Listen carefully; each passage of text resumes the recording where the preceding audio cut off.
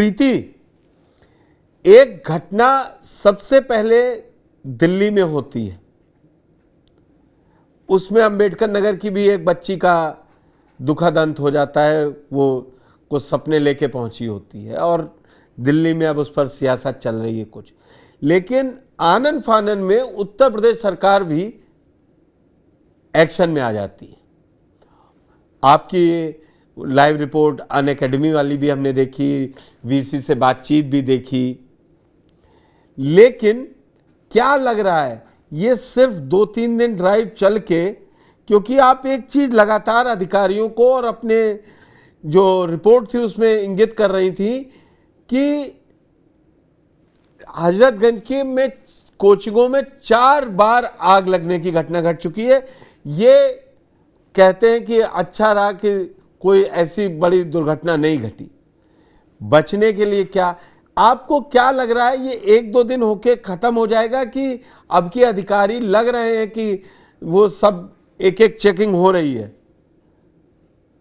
देखिए पुष्कर जी, ये जो आप कह रहे हैं कि जिस तरीके से अधिकारी लगातार कार्रवाई कर रहे हैं, पूरे उत्तर प्रदेश में इस तरीके से ड्राइव चलाई जा रही है, लेकिन ड्राइव चलाने से कुछ नहीं होगा, क्योंकि हर बार जब हादसे होते हैं तो इस तरीके की ड्राइव लगातार चलाई जाती है। आपको याद होगा कि कुछ समय पहले, कुछ महीने पहले इसी हजरतगंज में एक होटल में आग लग गई। बिल्कुल। और होटल में आग लगने के बाद जिसमें 4 लोग जिंदा जल के मर गए थे, उसके बाद भी इस तरीके की ड्राइव चलाई गई थी। ये जिस कोचिंग की बात हम लोग कर रहे हैं, उसी हजरतगंज में लगभग 40 से ज्यादा कोचिंग है, लगभग वही 1 किलोमीटर के दायरे में, क्योंकि लखनऊ का सबसे पॉश एरिया हजरतगंज माना जाता है और यहीं पर सारी जो कोचिंग है, हम आकाश कोचिंग की बात करें या किसी भी बड़ी कोचिंग की बात करें तो मोस्टली जितनी भी कोचिंग है वहां पे नीट की कोचिंग से लेकर आईएएस आईपीएस की कोचिंग से लेकर सभी कोचिंग जो है वो वहां पर रन करती हैं। लेकिन जिस तरीके से ये जो ड्राइव चला रहे थे और ड्राइव चलाने के बाद अभी जो कोचिंगों को सील करने का काम किया जा रहा था, वो तो ठीक है, लेकिन ऐसा नहीं है कि ये कोचिंग आज शुरू हुई है। इन कोचिंग को लगभग मुझे लगता है कि 10 साल से ये कोचिंग वहीं पर रन कर रही है और अभी ये जो ड्राइव चला रहे हैं मैं कुछ समय बाद उनको सील कर दिया जाएगा। लखनऊ की ही बात कर लूं तो वो न्यू कोचिंग का नाम लेना ठीक नहीं रहेगा, लेकिन वो लीला सिनेमा के पड़ोस में सबसे पहली कोचिंग, वहाँ पर न्यू स्टैंडर्ड कोचिंग 1994 से जो शुरुआत हुई थी उसकी, 93 से, उसके बाद वो आसपास रिट्स के पूरे इलाके में पूरा एक जाल तैयार हो गया था। ट्राइवैक तो जोशी सर, मतलब मैं अपने समय का याद भी करूं तो मतलब कोचिंग तो इस तरीके से बढ़ रही है। लेकिन क्या नगर निगम कभी ये ड्राइव चलाता है, देखता है कि फायर फिटनेस सर्टिफिकेट लिया गया कि नहीं?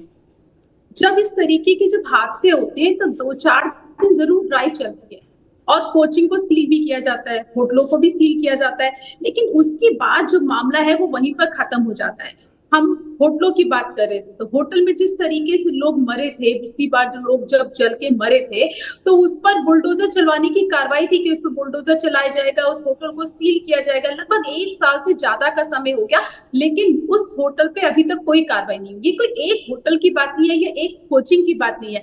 अभी ये जो ड्राइव चलाई जा रही है, ये बहुत अच्छी बात है कि ड्राइव चलाई जा रही है, पूरे उत्तर प्रदेश में ड्राइव चलाई जा रही है। हमने जिस तरीके से वीसी से बात की तो वीसी ने कहा कि हम ड्राइव चला रहे हैं, इतनी कोचिंग हमने सील कर दी, इतनी कोचिंग पे हमने कार्रवाई की। लेकिन सवाल वही है कि कोचिंग पे कार्रवाई अभी कर दी है या ये कोचिंग पे जो कार्रवाई है इसको परमानेंट करने की जरूरत है। और बहुत सारे नॉर्म्स हैं, क्योंकि जिस जिस कोचिंग पे हम लोग गए वो बेसमेंट में कोचिंग थी, वहां पे फायर एनओसी नहीं थी, वेंटिलेशन नहीं था और बहुत सारी दिक्कतें थी। अगर वहां पे खुदा ना खास्ता कोई हादसा हो जाए तो बच्चों को निकलने की जगह भी नहीं मिले, क्योंकि वहां पे जो गेट है वो सिर्फ एक गेट है। आपको याद होगा कि दिल्ली में जो इतना बड़ा हादसा हुआ उसमें भी यही कारण रहा कि निकलने की जगह नहीं थी और यहाँ पर भी वेंटिलेशन नहीं था, फायर एनओसी नहीं थी और जितने भी नॉर्म्स है ना, क्योंकि यहाँ पे नियम क्या पूरे उत्तर प्रदेश के साथ पूरे देश में नियम है कि अगर आपको बेसमेंट है तो बेसमेंट में आप कोई भी एजुकेशनल इंस्टीट्यूट जो है वो आप नहीं चला सकते, या तो वहां पर पार्किंग होगी और वहां पे पार्किंग की व्यवस्था की जाती है, क्योंकि इंस्टीट्यूट जो है, जो एजुकेशनल इंस्टीट्यूट है, वो आप चलाने की इजाजत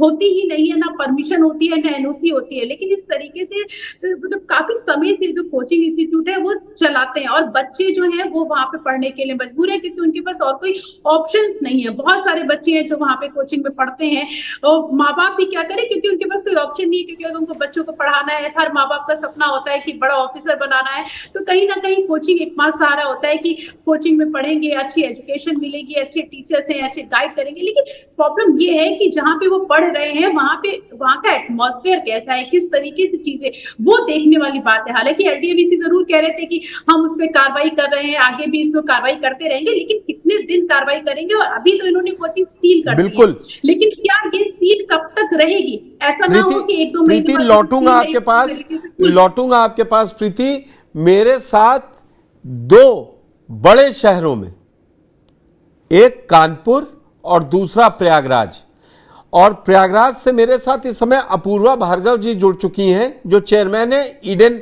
आईएएस की, और डॉक्टर आलोक पांडे जो कानपुर में आलोक आईएएस एकेडमी चलाते हैं। ये दोनों लोग, इन लोगों को मैं इसलिए लाया हूं कि ये लोग अपनी एकेडमी भी चला रहे हैं, कोचिंग चला रहे हैं, लेकिन नॉर्म्स भी पूरा कर रहे हैं। ये दावा है आलोक जी का भी और अपूर्वा जी का भी, क्योंकि दिनेश जी जो जुड़े हुए हैं इन्होंने बताया था कि इन लोग के नॉर्म्स हैं। अपूर्वा जी, ये क्या है? ये कोचिंग एक बाजार बन के रह गया है, और उसमें ये हो गया कि जो अच्छे लोग भी पढ़ाते हैं, आप हो, आलोक जी हो, या और भी तमाम होंगे, दिल्ली से लेके पूरे देश में होंगे, लेकिन ये बिजनेस ज्यादा हो गया है। इस पे आप लोग अपनी तरफ से कोई बैठक या बात करते हैं कि इन लोगों को बाहर किया जाए, इन लोगों को हटवाया जाए जो फर्जी चलाते?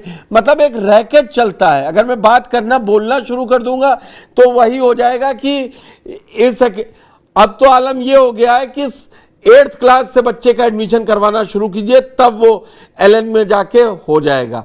कानपुर में काका देव, जहां पे आलोक जी की कोचिंग सेंटर है, वो मंडी कहलाती है। अब ये जो है, प्रयागराज के बारे में क्या कहना है? राव आईएएस शुरू सबसे पहले वही हुआ था। मेरा भी बचपन जो सुन के बड़े हुए, तो हम लोग भी वही देखे कि निकलता है। आप इस घटना से क्या एक बात पहली पॉइंट आउट करना चाहती हैं कि सरकार को और क्या करना? ये ड्राइव राइट छोड़ दीजिए कि देखना चाहिए, ये करना चाहिए, इसके बाद होगा, इन सब बातों में नहीं। आपको क्या लगता है? चौहान जी, अभी फिलहाल आप मुझे देख पा रहे होंगे कि मैं गाड़ी में हूँ। जी, मैं जी। दिल्ली में हूँ। आज सुबह ही मैं प्रयागराज से दिल्ली आई हूँ। मेरे बहुत से स्टूडेंट्स ऐसे थे जो प्रोटेस्ट में बैठे थे और डिटेन हो गए थे। ओके। और एक अविश्वास भी बच्चों में था कि सारी जिंदगी टीचर बोलते रहे कि तुम आगे बढ़ो, हम तुम्हारे साथ हैं, हम फंडामेंटल राइट्स पढ़ा रहे हैं, डिजास्टर मैनेजमेंट पढ़ा रहे हैं, एथिक्स पढ़ा रहे हैं, हम तमाम चीजें पढ़ा रहे हैं। तो वो उम्मीद भी हमसे रखते हैं कि हम वहां पे पहुंचे और उनकी बात सुने। मुझे पहले 3 दिन के प्रोटेस्ट में जो यहाँ काफी शांतिपूर्ण हुआ, और आज जो हम जैसे पहुंचे हैं, हमने ये देखा है कि प्रोटेस्ट थोड़ा सा डिरेल हो रहा था। मतलब, और जो बच्चों की डिमांड्स हैं वो ना सिर्फ कोचिंगों को लेकर हैं, बल्कि वो वहां के एरियाज को भी लेकर हैं। अब जाहिर सी बात है कि हम कोचिंगों में अपने नॉर्म्स फॉलो करवा लें, ठीक है, लेकिन बच्चे कोचिंग ज्यादा एरियाज में भी रहते हैं जहां काफी ज्यादा प्रॉब्लम्स हैं, मसले हैं। अब रेगुलेशन की बात हम करते हैं। जैसे कि आज मैं गई थी, मैं आज सिर्फ एक टीचर बन के गई थी और कुछ भी नहीं। वहां मिलने के बाद बच्चों से एक ही चीज हमने बोली कि एक रेगुलेटरी बॉडी होनी चाहिए, और जिसका नोडल सेंटर आपकी पॉपुलेशन के अकॉर्डिंग उस एरिया में होना चाहिए जहां ग्रीवेंस रिड्रेसल हो सके बच्चों का, ठीक है। अब मुद्दे कोचिंग की फी से लेकर, कोचिंग की स्ट्रेंथ से लेकर, इसके अलावा आसपास के एरियाज में कहाँ वो रहते हैं, इन सब के साथ साथ रिफंड्स को लेके भी है। तो मैं कायदे से एक एक करके आऊंगी। सबसे पहली चीज जो यहाँ पे देखी जाए, ठीक, सोशल मीडिया तो इंडिया के, मतलब कि उस कगार पे हैं कि जहां हमने बहुत अच्छा प्रूव किया है कि हम डिजिटली बहुत साउंड दिखे हैं, हर जगह क्यूआर कोड। बट आप जानते हैं कि science is boon and bane too, ठीक है, हर चीज के दो पहलू हैं, बिल्कुल। मतलब वो सही भी होगा गलत भी होगा कहीं ना कहीं, ठीक है। तो कहीं ना कहीं जो ये हम मीडिया और हम आप मान के चले कि जिस भी तरीके से हम बच्चों तक पहुंचने का एडवर्टाइजमेंट के थ्रू, मैं सबसे पहली चीजें बोलती हूँ जी। कि एक जो बच्चा आ रहा होता है वो एक बहुत बड़ा एडवर्टाइजमेंट देख के आ रहा होता है, और वो एडवर्टाइजमेंट काफी फ्रिक्वेंट आ रहे होते हैं, ठीक है। वो हमारी कोचिंगों की एक बहुत ही आम बात है कि हम बहुत सारे एडवर्टाइजमेंट कर रहे होते हैं। कई एडवर्टाइजमेंट उसमें से फेक भी होते हैं और कई एडवर्टाइजमेंट उसमें से सही भी होते हैं। ये इतना ज्यादा मतलब कॉन्कॉक्टेड है ये, इतना ज्यादा मैं कि आपकी आप इस बात चीज से के ऊपर सहमत हूं कि कोचिंग से जी। इतर ये जो बैनर और होर्डिंग लगते हैं जिन पे बच्चों की फोटो आपको सब में मिल जाएंगे। हर कोचिंग सेंटर, आप लोग अपने को मत लीजिएगा, हर कोचिंग सेंटर ये बड़ा बड़ा दावा करता है कि मेरे पास 1st to 10 रैंक इसमें आ गए, वो उसमें और मुझे समझ में नहीं आता कि फर्स्ट रैंक कितने आए। अभी भी नीट का आया तो 17 ही निकल के आए। ये वो एक अलग पैसा चल रहा है, बच्चों को गिफ्ट देते हैं कि आप ये कहिए कि आपने एडमिशन लिया था, उसकी कोई चेकिंग ही नहीं है। और जो सही कह रही हैं आपने बिल्कुल सही सवाल उठाया है। जो रिमोट, जो सी ग्रेड के शहर में बच्चा बैठा है, इलाहाबाद के पड़ोस का, कोई वो कहेगा कि इसी कोचिंग में जाना है, यहां से 50 लोग निकले हैं, और वो जब वहां कोचिंग में पहुंचता है मोटी फीस ली जाती है, फिर वो 250 बच्चों के बीच में, 300 बच्चों के बीच में एक क्लास में पढ़ के वो चाह रहा है कि वो आईएएस, डॉक्टर, इंजीनियर कहीं भी सेलेक्ट हो जाए जिसमें उसने रुचि दिखाई है, और सरकार इस पे आंख मूंद के बैठी हुई है। तो जो नोबल काम भी करने वाले लोग हैं आप जैसे, वो भी इसमें पिछड़ रहे हैं। सर सही बात बोलूं अगर तो 100% नोबल तो कोई नहीं है। मैं आज सिर्फ स्टूडेंट के साइड से बोलूंगी, अच्छा। कोई 100% नोबल नहीं है। हम भी जितने भी लोग हैं, ये एक ट्रेंड चला हुआ है। सबसे पहले जो आप शब्द बोल रहे थे ना, मंडी, एक्चुअली हम इन मंडियों को थोड़ा सा फैला दें। अगर ये जैसे कॉलेजेस होते हैं वो आउटस्कर्ट्स में होते हैं, कोचिंगों के ऊपर इतना ज्यादा दबाव है, इतना ज्यादा दबाव रेंट का होता है, ये दोनों ही तरह से है। मतलब कोई हमारा गला दबा रहा है, हम किसी और का दबा रहे हैं। कुछ लोग हैं जो बहुत लगातार ईमानदारी वाली बात कैपिटल आपने मसल कही के है, होने से, मैं इसको हाँ, प्रेज वो करूंगा लगातार कि 4-4 5-5 जी बड़े ये बड़े जगह ले लिया उन्होंने। उसके बाद बची खुची जगह में उन्हें भी उसी गली में होना है, ब्रांड गली में, ठीक है। बिल्कुल। अब लोग क्या करेंगे, भले उनको उस जगह की जरूरत हो ना हो, ठीक है, फिर लोगों की होड़ है, वो अपनी उसमें लग जाते हैं कि मुझे भी मिल जाए वहां जगह। यहाँ आज जो हमने दिल्ली में मुद्दे रखे, क्योंकि बहुत ही ज्यादा हैफाजार्ड चल रहा था सब कुछ, हमने बस कुछ ही मुद्दे वहां रखे कि अगर कोचिंग के ऊपर रेगुलेशन आते हैं। आज यहाँ तो यूपीएससी की बच्चों की बात हुई है, लेकिन आप जरा उन कोचिंगों के बारे में सोचे जहां वनडे एग्जाम, जहां ज्यादा वैकेंसियां आ रही हैं, ठीक है, सही बात। वहां बच्चे भी उतनी तादाद में हैं।